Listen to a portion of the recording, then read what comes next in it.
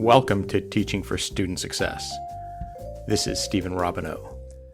Before we get to today's episode with Harriet Schwartz to talk about connected teaching, I'd like to give a little update on our listeners. I'm excited to report that we have listeners on 6 continents. I'll have to work on getting some listeners in Antarctica. But thank you for all your listeners out there, and please send me an email through our website at teachingforstudentsuccess.org.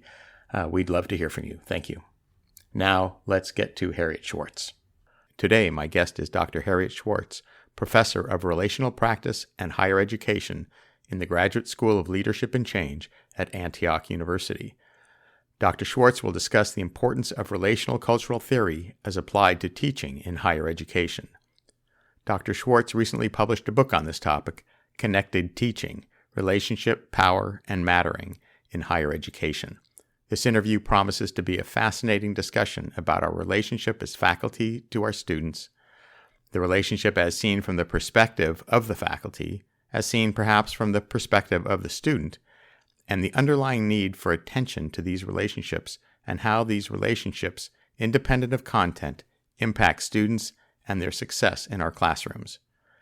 In addition to her professorship at Antioch University, Dr. Schwartz serves as the lead scholar for education as relational practice with the International Center for Growth and Connection, an organization that promotes relational cultural theory, which honors human connection as the anchor of all personal and social change, with the vision that true progress lies in the power of our connections to one another and to our environment. Welcome, Harriet. Thank you so much for joining us on Teaching for Student Success. Thanks so much, Steve. I'm really excited to be here and talking with you today. First, congratulations on your book. As I read it, I found that I related to your book, Connected Teaching, in so many ways, but mostly as an instructor. As I read, I was reminded of teaching situations that I experienced, many similar to those you described throughout your book. Some I handled well at the time, and some probably not so well. Had I read your book prior to those situations, I can imagine that many of them would have, or at least could have, gone better than they actually did. Sorry your book wasn't out earlier for my students. Before we dive in, perhaps you could spend time describing relational cultural theory. Sure. Well, thanks for your words about the book. I really, as I wrote it, I was hoping it would be a book that would both resonate for people and also help them think differently about their teaching. Relational cultural theory is a theory of human growth and development that centers relationship as essential for our well-being. So it was in part a response to other human development theories that tend to privilege working towards autonomy and independence as markers of maturity and adulthood. Jean Baker Miller started working on the ideas that would become RCT in the 70s and initially published a book called Toward a New Psychology of Women. Part of what she was talking about was that Western culture really prizes this narrative of independent achievement, right? Pull yourself up by your own bootstraps. What Jean believed was that narrative, first of all, is false, that anyone who succeeds, that all of us as we go through life's journey, we get help from other people, we get support. That support and help might look different depending on people's circumstances, but nobody really makes it on their own. And that narrative is damaging because, first of all, it makes people believe they should be able to make it on their own.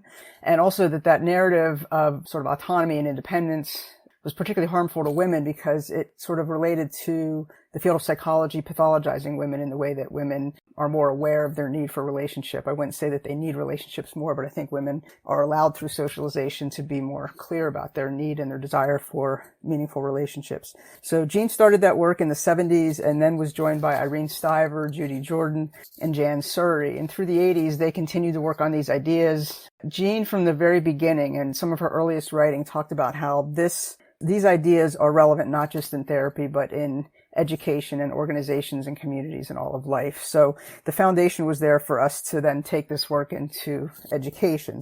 Jump ahead, in the 90s, Jean Baker Miller and Irene Stiver published their next book, The Healing Connection, and this really took RCT out into the world. They had been going to conferences and that kind of thing, but this really took it out into the broader world. For quite a while, though, the work tended to be situated in the clinical context. There were some people writing about RCT in organizations and leadership, and a few people here and there applying it in education.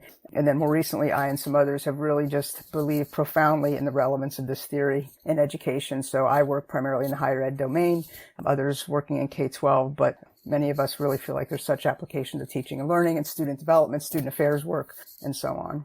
Thank you very much.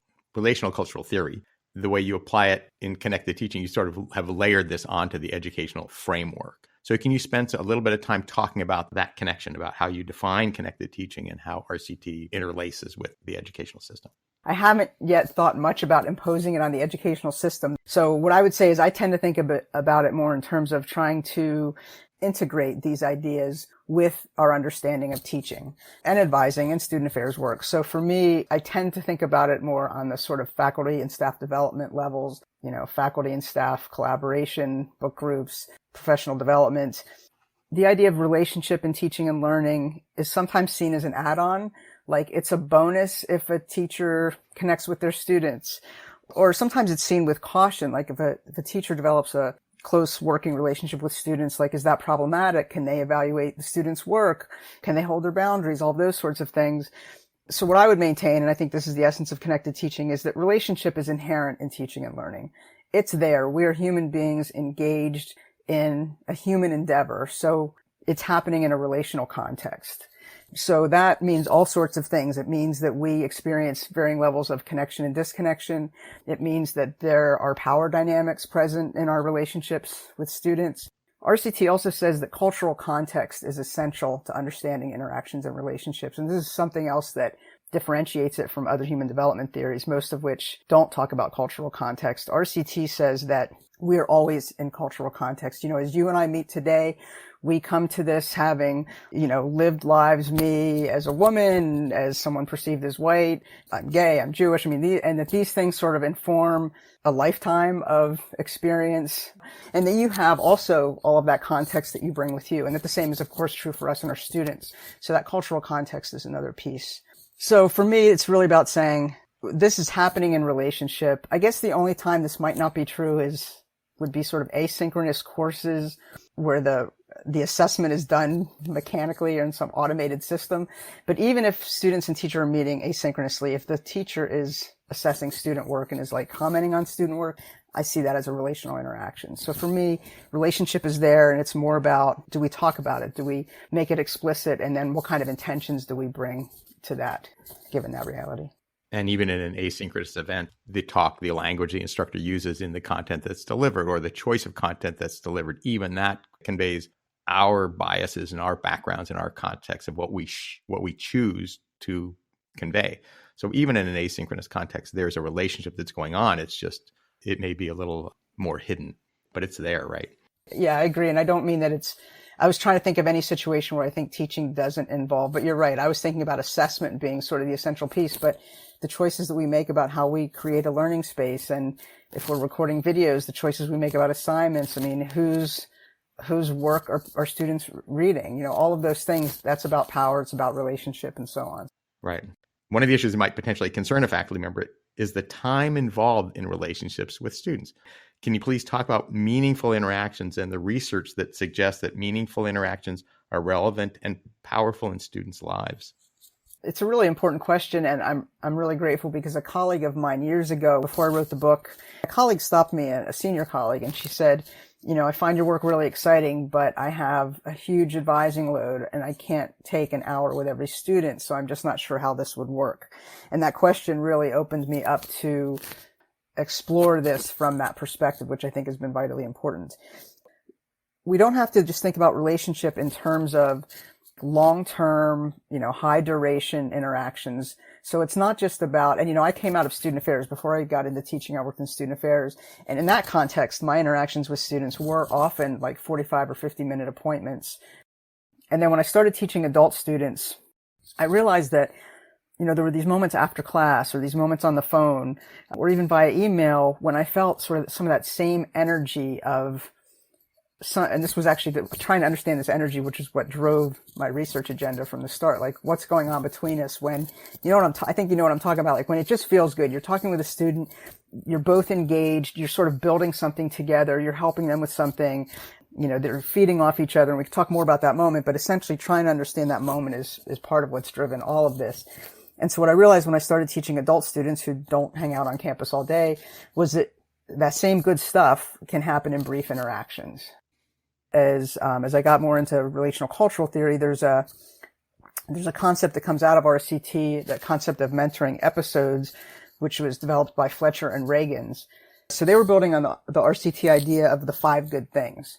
And the 5 good things is this essential concept of RCT, which talks about the 5 things that RCT would say are happening in the moment of a meaningful interaction or relationship, and that are also outcomes of a meaningful interaction or relationship. So the 5 good things are zest or energy. So through these meaningful conversations, we energize each other. A second piece is worth. So as we talk with a student so let's say a student comes in and is frustrated because they keep starting a paper and they just can't get it going. They just can't sort of figure out their topic.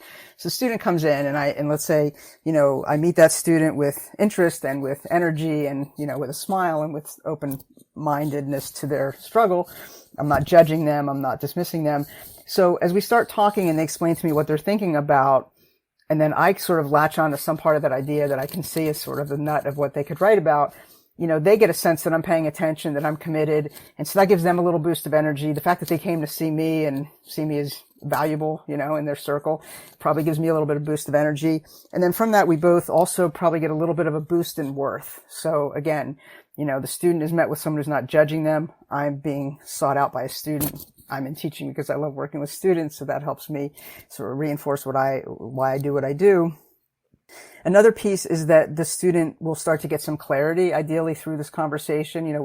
We help students sort of clarify their ideas. I might get clarity on something that wasn't clear in the assignment as I made it, or I might start to think about something I want to tweak as I teach this next time, or whatever it might be.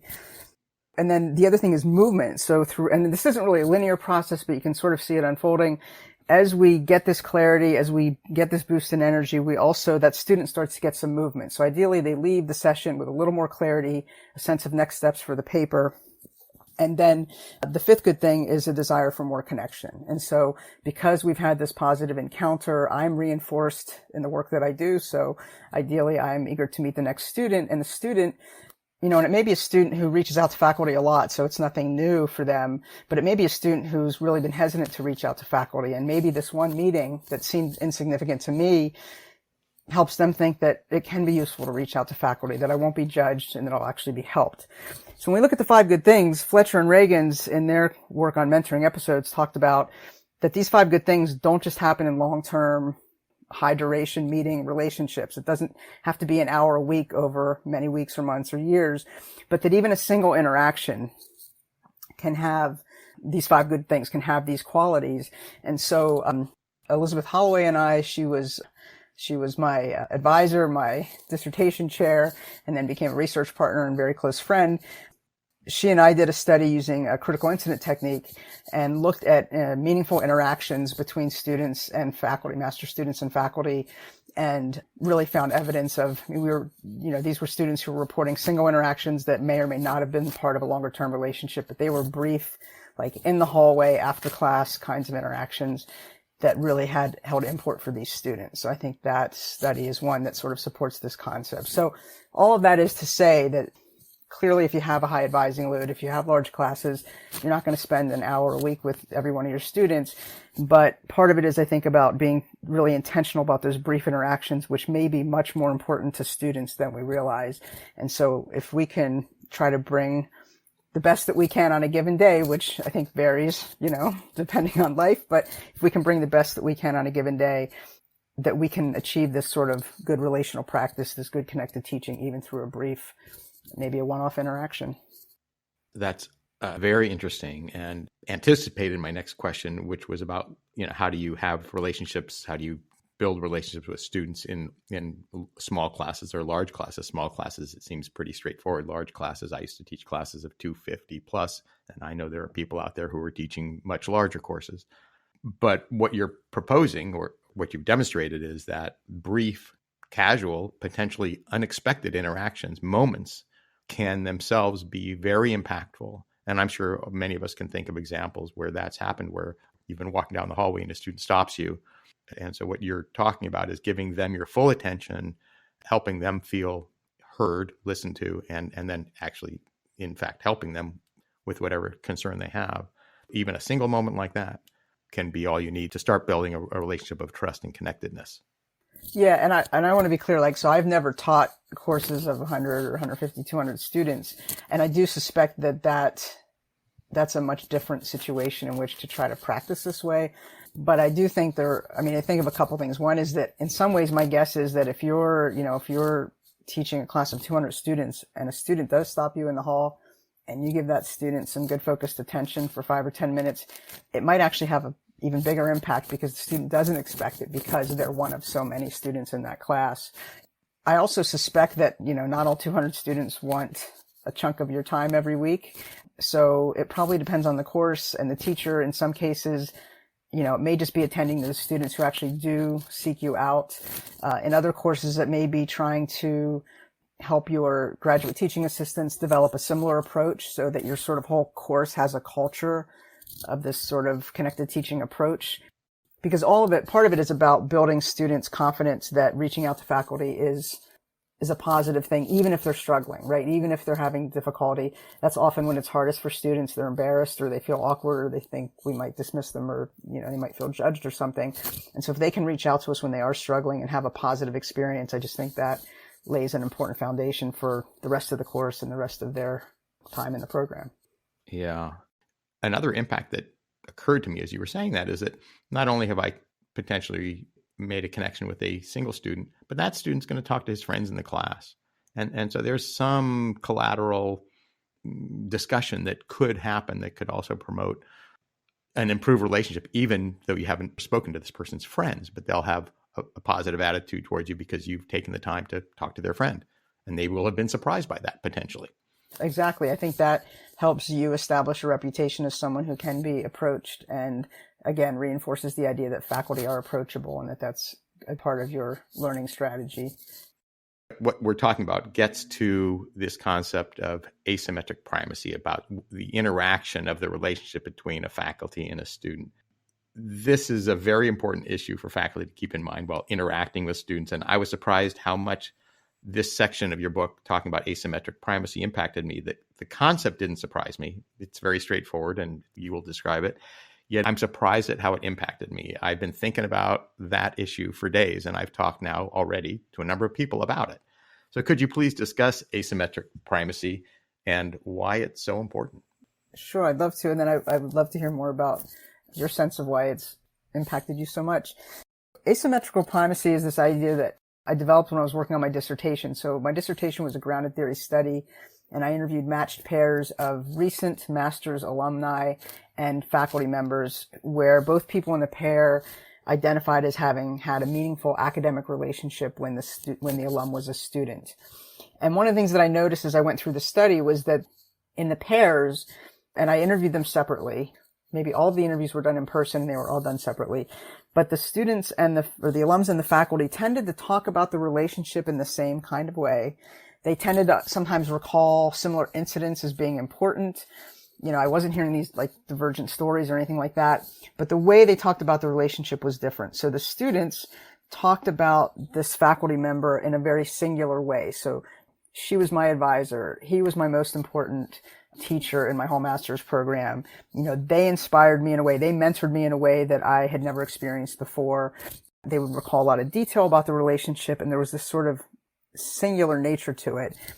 And then when faculty would talk about the same relationship, they had, clear memories of the student and they would recall specifics, but they often talked about it in the context of their relationship with students more broadly. So they'd say something like, she was a really gifted student. And in fact, I invited her to collaborate with me on a research project and we presented a conference together, which is something I, have done with other exceptional students. So they talk about the student and they talk about how this is similar to other, maybe a handful of exceptional students along the way.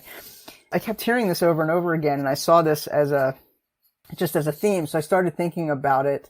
What it made me think of is that, so first of all, I named it asymmetrical primacy, and it was very funny because my chair at the time, Elizabeth, who has a huge vocabulary, she thought that name was just way too, I don't know, something.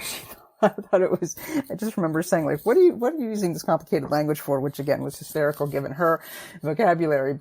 But I really thought it captured the idea that both of these people are primary to each other. This alum did stand out when they were a student. The student meant something to this faculty member. and the faculty member clearly meant something to the student, but the way they experienced and remembered those relationships was different.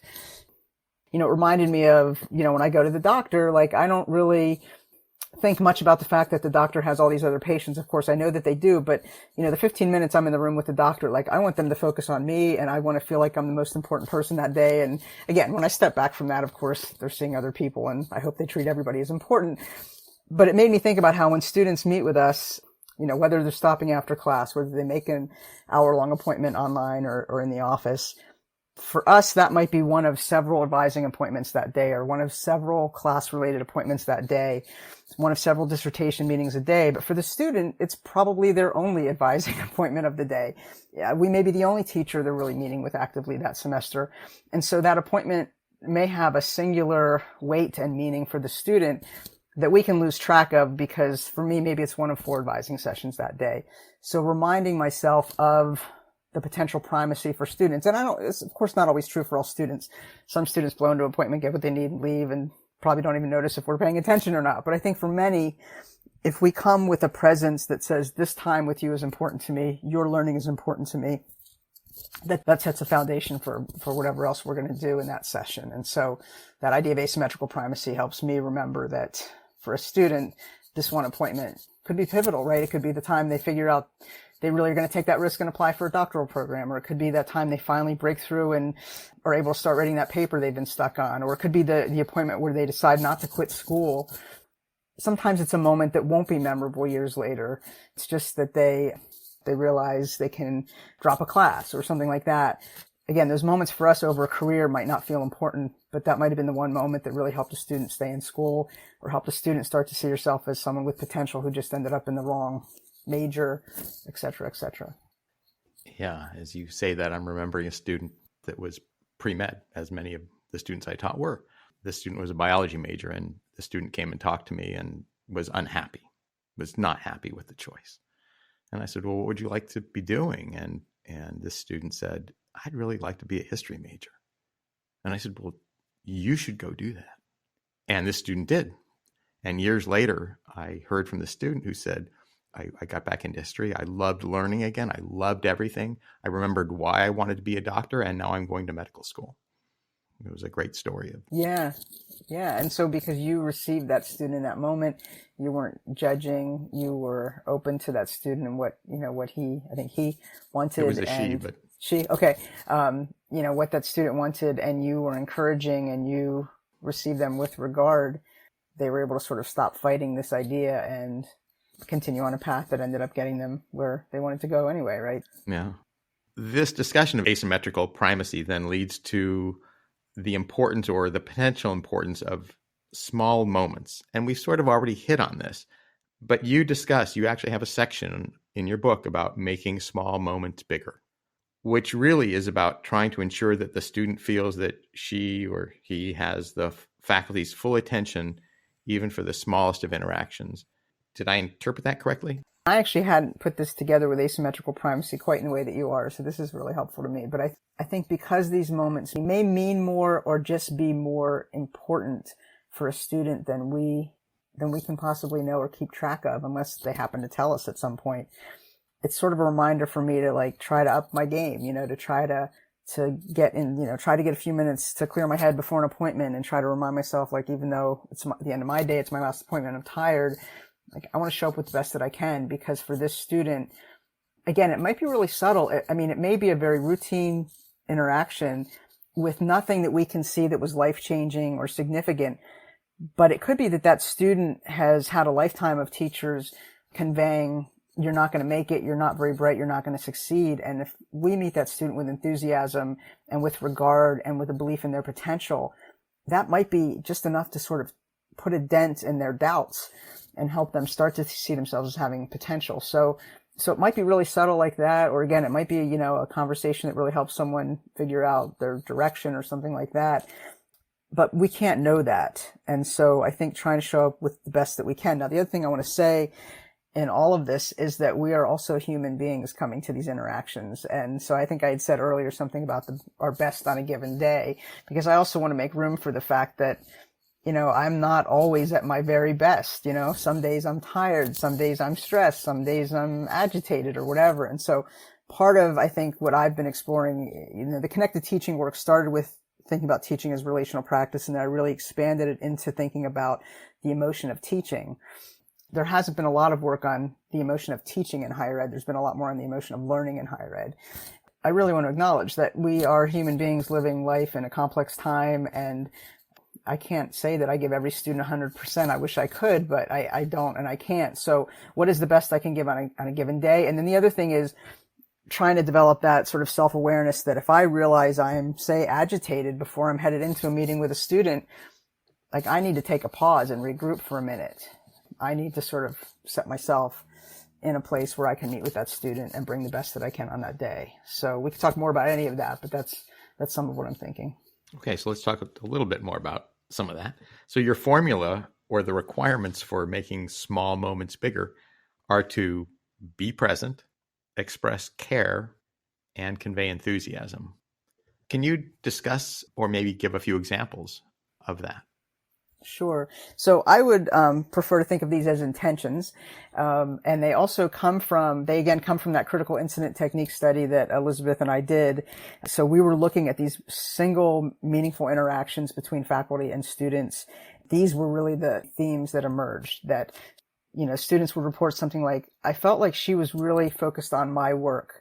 She really saw my work as important, and she knew that this paper would be a really important learning opportunity for me. Or he came in early that day to meet with me, and that really seemed important to me. So students talked about what we identified as presence.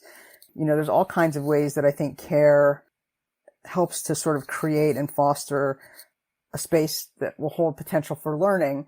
And care is also complicated because we have some students who might want more from us than we can give. Students are dealing with such complex challenges, and we're faculty and we're not therapists. I remember years ago I had a conversation with someone who was a guest speaker. She was talking about whether it was important that students like her. And she felt it was important that students like her. And I have to say that I want students to like me. I think that's a pretty human sort of response. But what I came to think was that what's really important is that students believe that I care about their learning and their well-being. And ideally, that's all connected to feeling liked and whatever. But I think for teachers to focus on liking is sort of a little problematic.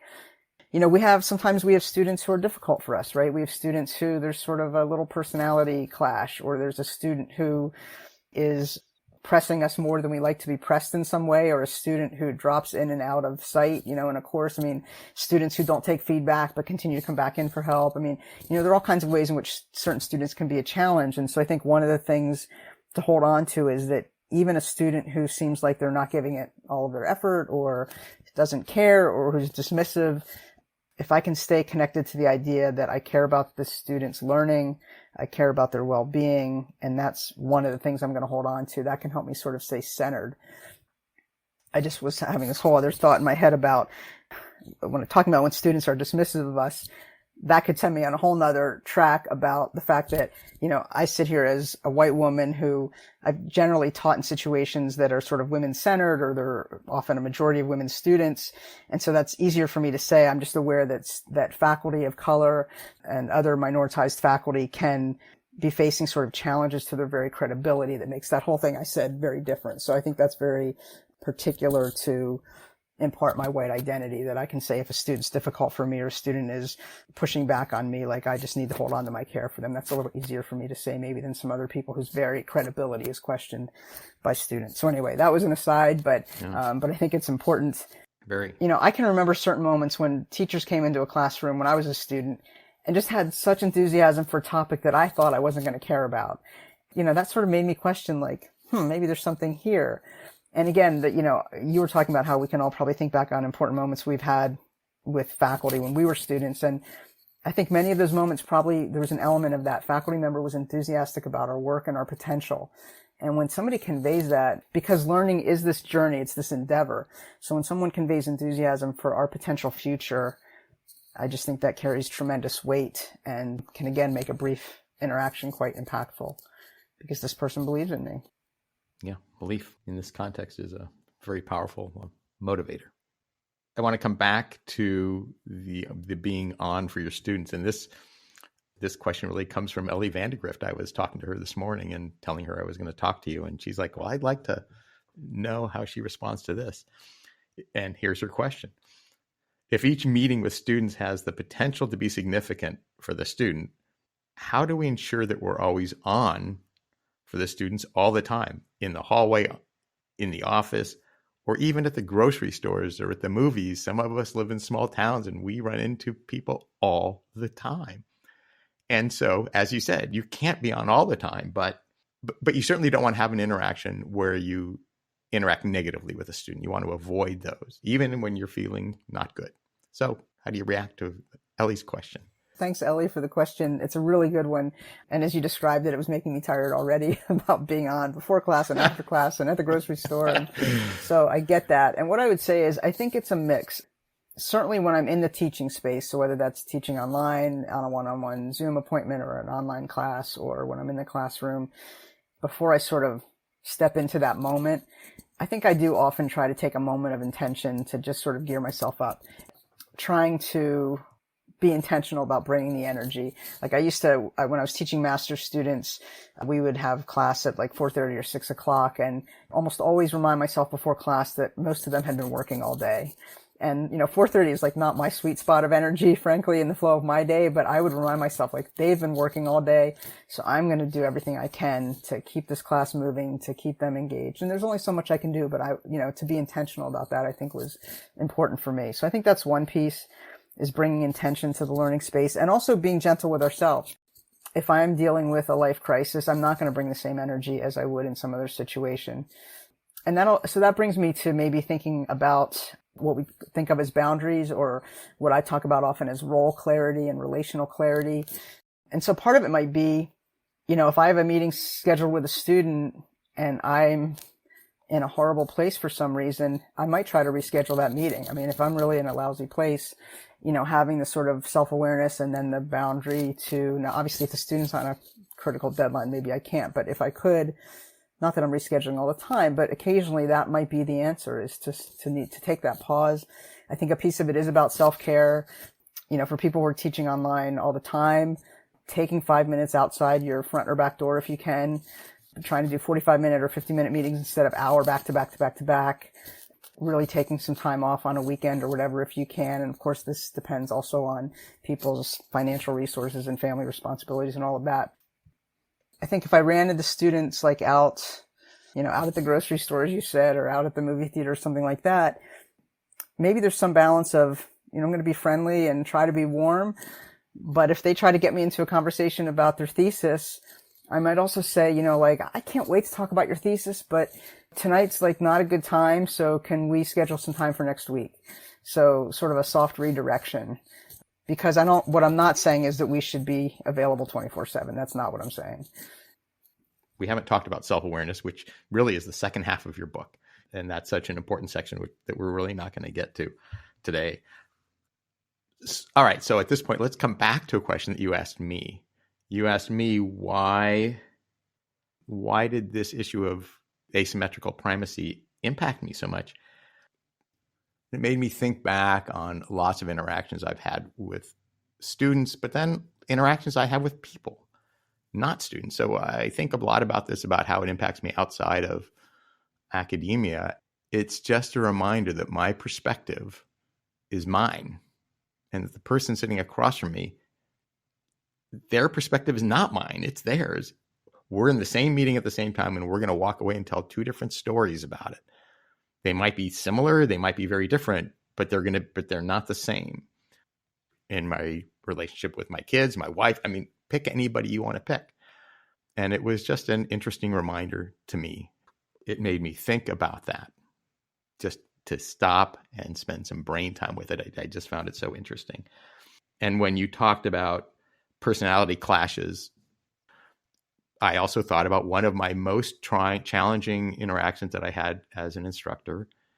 This book made me rethink that entire interaction, that there's no reason. Yes, this was a student that I found more aggressive than most of my students. And it's a student that if you look on Rate My Professor, I believe the student says that this student wants to hit me in the face. No, it was we had a very difficult interaction.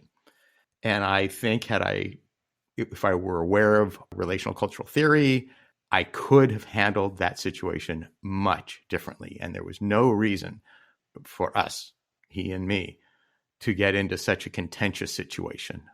I think I handled it poorly. I think he handled it poorly. We both handled it poorly. But I'm the powerful one in the situation, and it's my responsibility to have handled it better, to control it better, to de-escalate it. And I did not do that effectively. And your book made me think about that. It would have given me new tools with which to do that.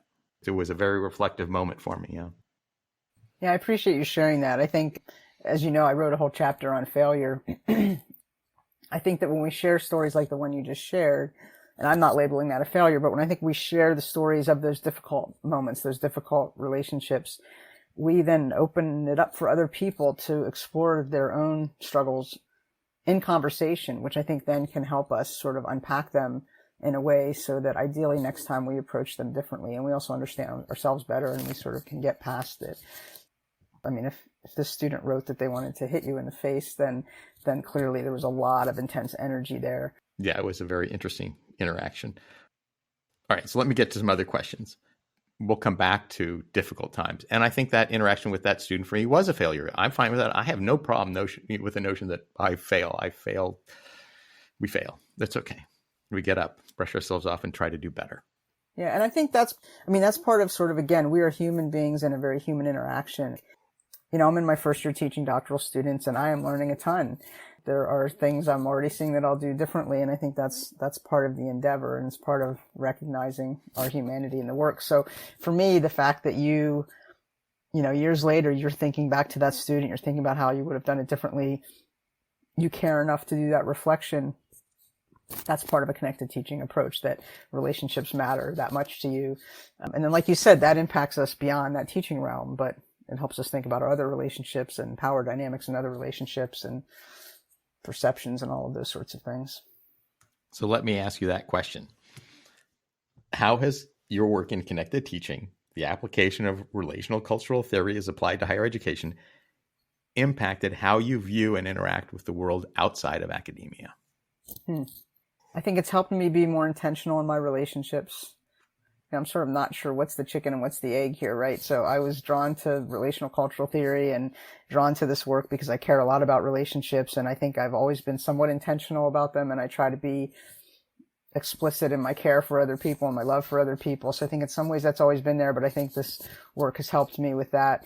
I also think that there's an interaction between my commitment to developing as an anti-racist teacher and a teacher who is aware of and ideally takes on other systemic forms of injustice and marginalization. And so I would say that RCT has helped deepen my awareness and commitment in that area, and has pushed me to continue to really try to learn on my own through reading and through, you know, documentaries and professional development programs. And that feeds back into my teaching. So I think all of that interrelates as well. You know, so that also impacts me in the world and, you know, has motivated me to try to do some public scholarship around some of these issues. So to make an impact outside of higher ed and so on. Nice. So a few final questions. Speaking about failure, what has been your greatest classroom failure or your most disappointing classroom moment, if you don't want to talk about failure? No, I'm happy. I wrote a chapter on failure, and I actually really wrestled. I had several readers of each chapter in draft form. A number of people encouraged me not to use the word failure. And at the end of the day, I just felt like it's okay. It captures a moment. It doesn't mean I'm a failure. It certainly doesn't mean the students were failures, but the moment failed, like the teaching failed. I talk a little bit about it in the book. I had a particular class where there was a lot of tension. There was a lot of disconnection. You know, I can look back on it now and I can see where there were some things going on for me. There were some things going on for the students. There were some things probably going on in the larger arena at that point that all contributed to just sort of this downward spiral. And it was a very difficult semester. Probably the best thing that came out of it was that I wrote that chapter, which I think has helped people. It's one of the chapters people really respond to because we don't talk a lot about feelings of failure in teaching, I don't think. So that's one, I guess, sort of broader example. The other example that always comes to mind is that I was teaching a class, an activity, had them get into their breakout groups, and one group raised hands and said they didn't really understand what they were supposed to do, so I repeated it. Then another group raised their hand, and pretty soon I realized everybody was confused, so I tried to explain it again, and they clearly all got more confused. They were really confused, and they were a little, like, sort of agitated, which I quickly, again, thought, like, they've been working all day, they just want to come to class and have it work.